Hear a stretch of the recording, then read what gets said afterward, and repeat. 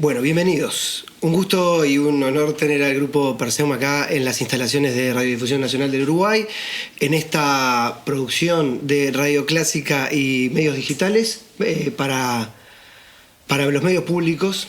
Creo que lo más interesante es que sean ellos mismos en primera persona que se presenten, que nos cuenten un poco acerca de la trayectoria del grupo.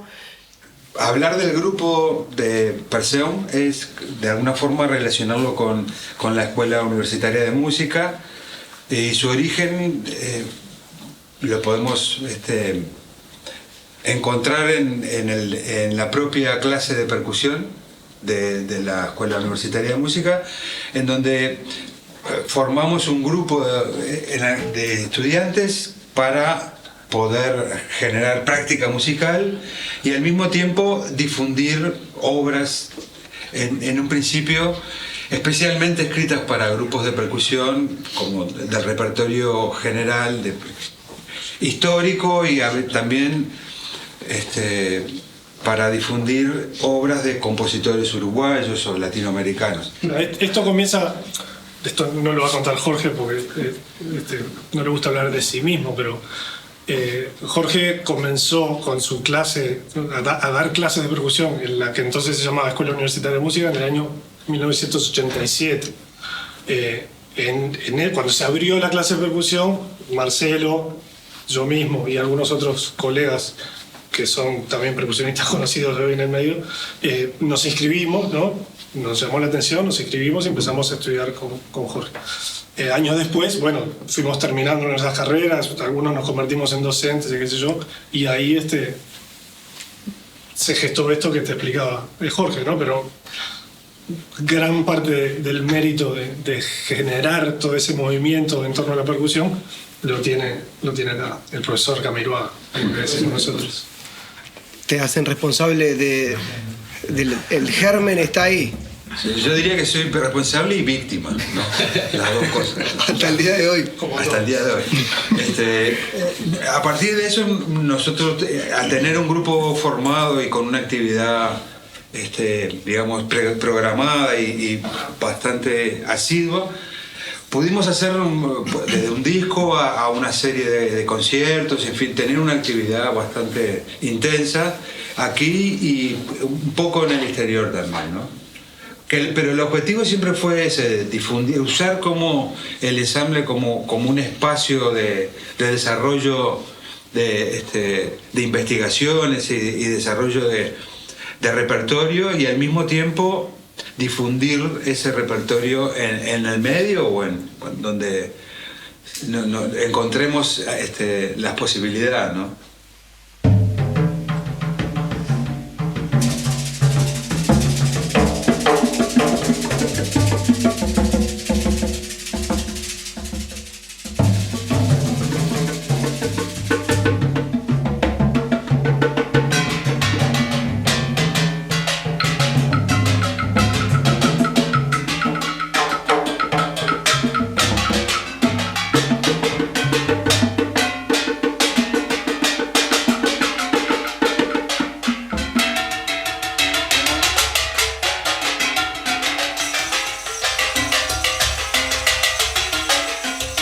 Pero la tarea de difusión sigue siendo la más importante, y hoy Jorge lo mencionaba al principio, ¿no? De difundir las obras del repertorio internacional, como la que nos convoca hoy, ¿no? Esta pieza de John Cage, que es una de las primeras obras escritas para este tipo de ensamble, hace ya muchísimos años.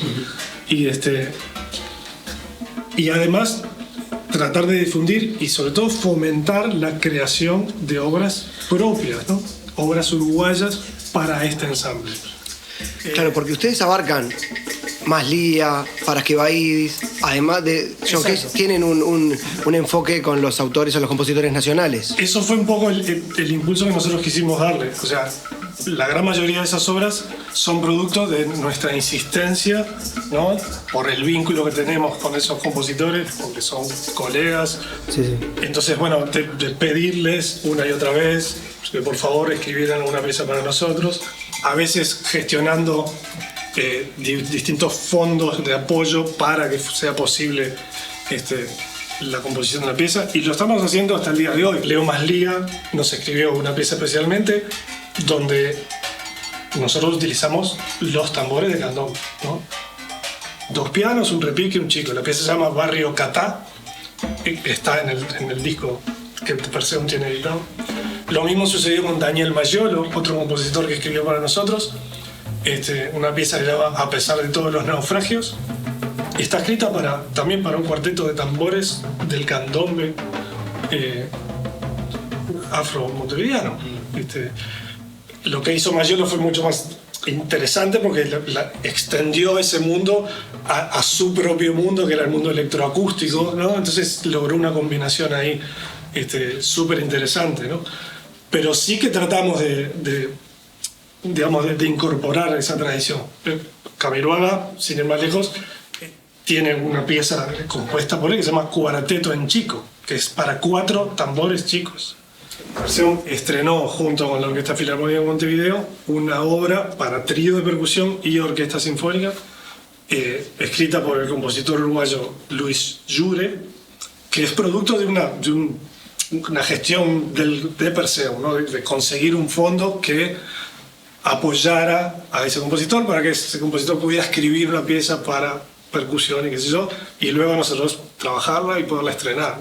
O sea, en eso hemos estado durante estos últimos casi 30 años. Una de las actividades que realizamos por mucho tiempo fue organizar un festival de percusión, a la cual también, como te decía Ricardo, por ejemplo, esa obra fue parte de los encargos para uno de estos festivales, que también tenía ese objetivo de llegar a más gente, digamos, de tener un público que permita acercarse a la percusión, pero no desde la perspectiva del candombe o de la murga, sino también con otra perspectiva, ¿no? Integrando otras formas del uso de los instrumentos y también del lenguaje musical.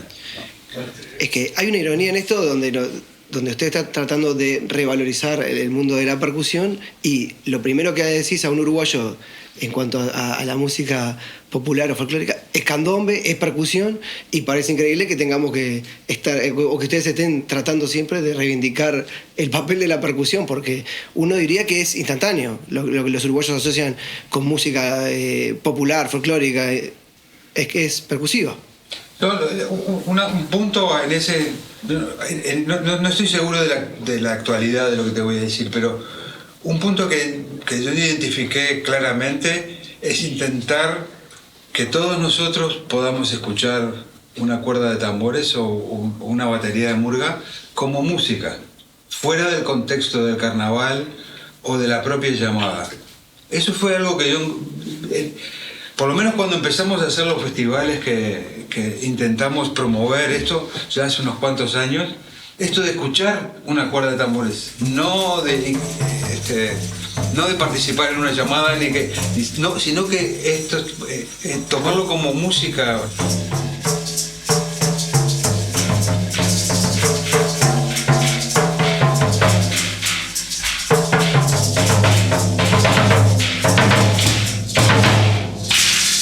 Una pieza como esta que tenemos hoy, si uno simplemente se la hace escuchar a un público sin advertirle o sin guiarlo un poquito sobre qué es lo que va a oír, es tal vez un poco más difícil de digerir, ¿no?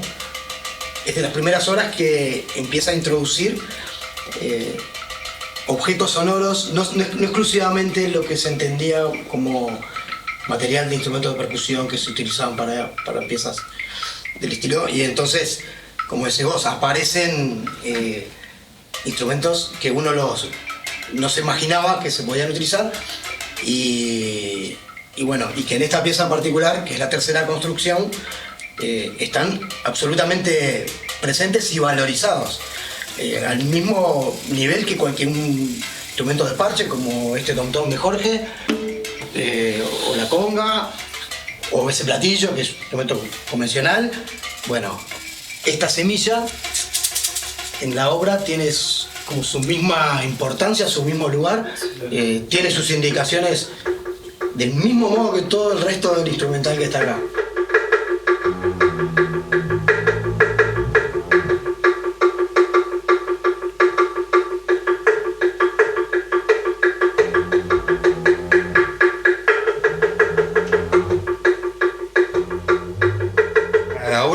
armada en base a 24 compases, digamos, una estructura que contiene el número 24, pero que cada uno de nosotros tiene una división diferente de ese número, y dentro de esa división es que él, digamos, manipula o instrumentos o el lenguaje musical, pero siempre hay como un ciclo que lo respeta siempre, digamos. La obra está armada en base a números, pero los números representan ideas musicales.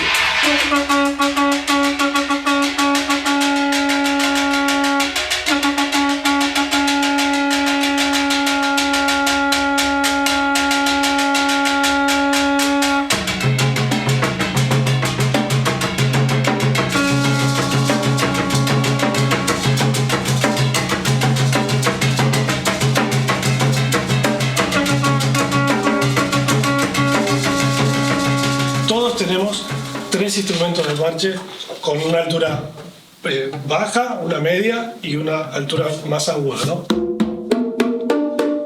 Y cada uno de esos instrumentos, él pide que lo toquemos tanto en el borde como en el centro.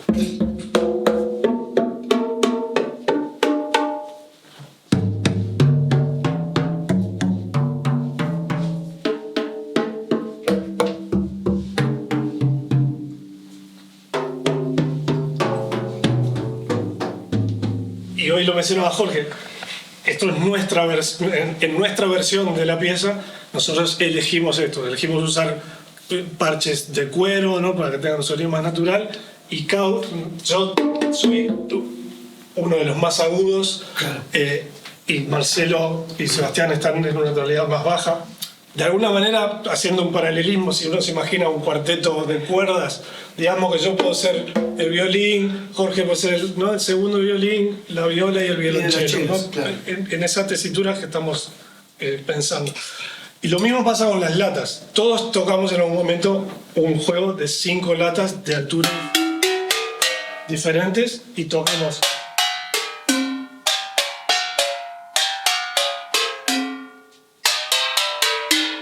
Tanto en el centro como en el borde, ¿verdad? Tanto en el borde como en el centro.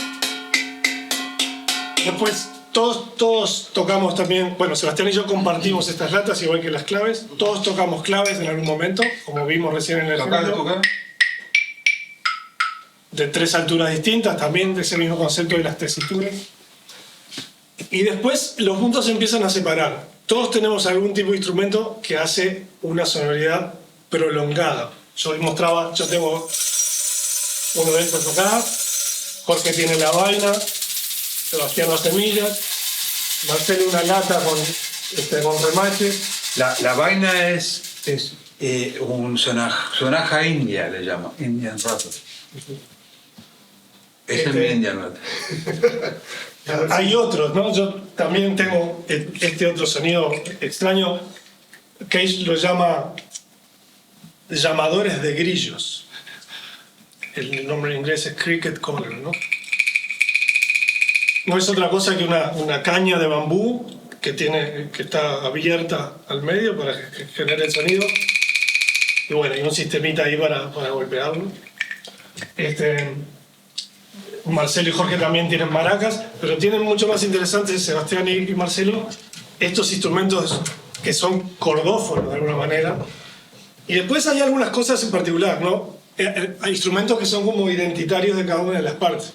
Sebastián tiene unas campanas de metal, Jorge ciertamente tiene el teporaztle, Marcelo tiene una matraca, y yo en particular tengo dos instrumentos bastante exóticos. Hoy hablamos de la quijada de burro, ¿no? Que también es un instrumento bastante típico, sobre todo en Perú y en Cuba, en algunos lugares de Latinoamérica. Y el caracol, ¿no? Que hoy mencionamos. Son como los instrumentos identitarios, digamos, de cada uno de los percusionistas de esta pieza. Entonces hay zonas en común y zonas en las que nos separamos. Ahí lo interesante tal vez es como la pérdida de la identidad del instrumento y ya como la idea de poner los sonidos, digamos, creo sí, que...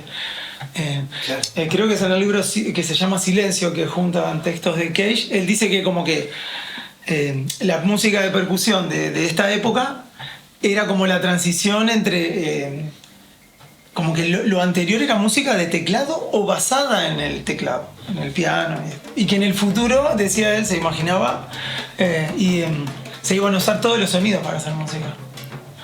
Y yo creo que en realidad es como que la historia le terminó dando la razón, entonces esto tiene la validez que tiene hoy en día, digamos, porque en la década del 30 decir que iba a haber un futuro en el que vos ibas a hacer música con cualquier sonido, un sonido podía ser un poco, no sé, arriesgado capaz.